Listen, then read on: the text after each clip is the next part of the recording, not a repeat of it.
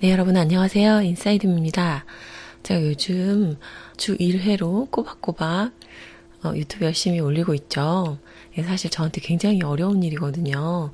유튜브를 찍으면서 내가 이걸 뭐하러 한다고 해서 이렇게 고생을 하나, 정말 피를 토하는 심정으로 극기의 마음으로 찍기도 했는데 지금은 그래도 좀 많이 편해졌어요. 그리고 조금 더 열심히 해서 채널을 살려보자, 그런 생각으로 꾸준히 올리고 있는 저를 되게 기특하게 생각하고 있습니다. 네, 이제 오늘 말씀드릴 주제는요, 남성성과 여성성이에요. 대통령 선거 때도 그렇고 우리나라에 젠더 갈등이 좀 있죠. 저는 그런 걸 보면 참 마음이 아파요. 어차피 한 가족 안에 있는 구성원이잖아요. 세대 갈등도 그렇고 여러 가지 갈등들이 있는데 또 이런 것들을 부추기는 인터넷에 글들이 꽤 있단 말이에요. 그런 걸 보실 때 글을 보면서 그거에 동요되고 있는 자기 자신을 자각할 수 있으면 참 좋을 것 같아요. 애니어그램에서는 에너지 센터로 머리, 가슴, 장 이렇게 나누기도 하잖아요. 이제 장형을 남성적으로 보고 가슴형들을 좀 여성적으로 보고 머리형들은 좀 중성적인 부분이 있어요. 그래서 저는 1대1 본능을 쓰다 보니까 이렇게 꾸미는 거를 그래도 꽤 좋아하는 편이긴 한데 결정을 하거나 행동을 할 때는 사실 논리가 우선이거든요. 그래서 저도 보면 중성적인 부분이 있는 것 같아요. 중요한 건 남성성과 여성성을 둘 다 잘 사용하는 사람이 더 매력적이고 더 유연하게 잘 대처를 할 수 있다는 건데요. 적응력이 더 좋다고 할 수 있겠죠. 융의 분석 심리학에서는 이제 남성의 내면에도 여성성이 있고 이를 아니마, 여성이 안에 있는 남성성을 아니무스, 이렇게 표현하기도 하거든요.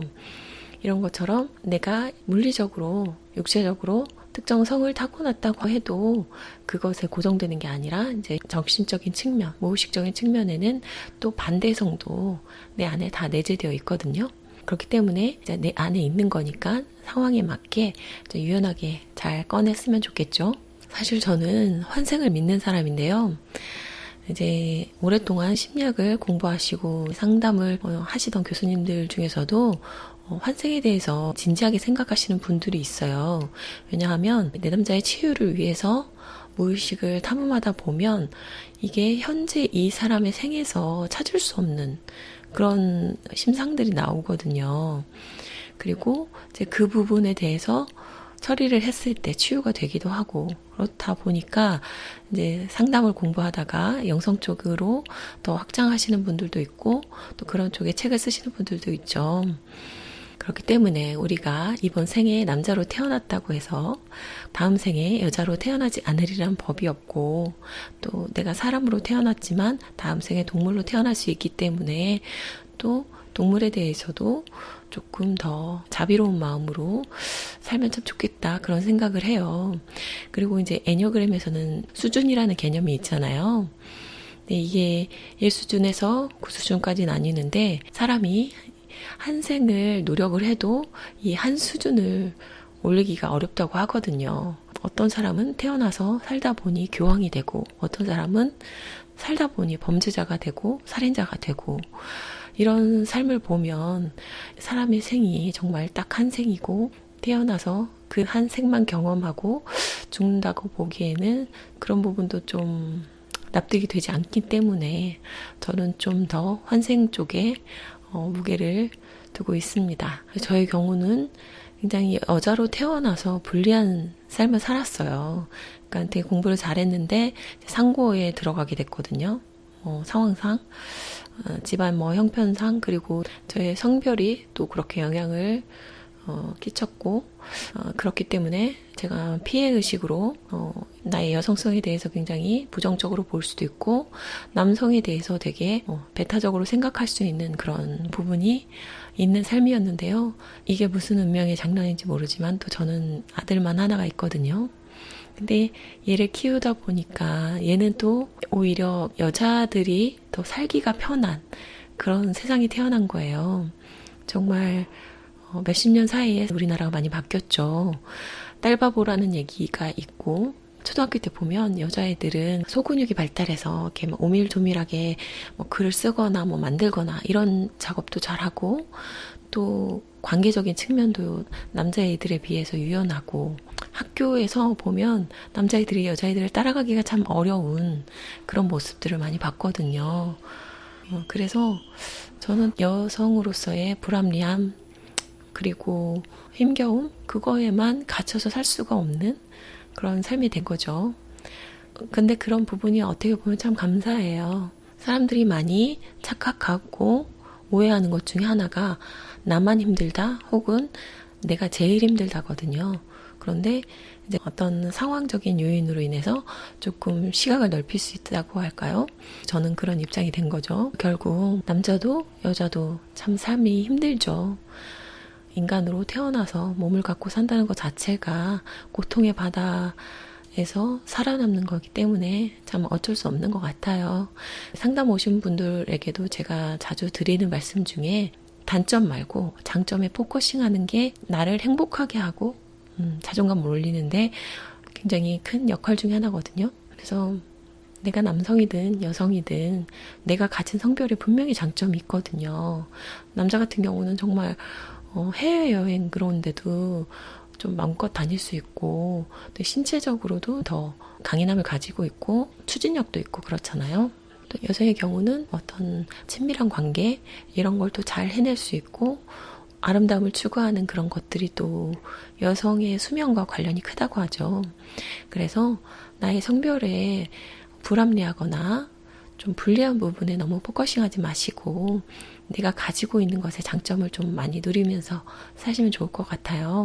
여성을 음으로 표현을 하고 남성을 양으로 표현을 하잖아요. 여성의 경우는 또 이런 장점이 있는 것 같아요.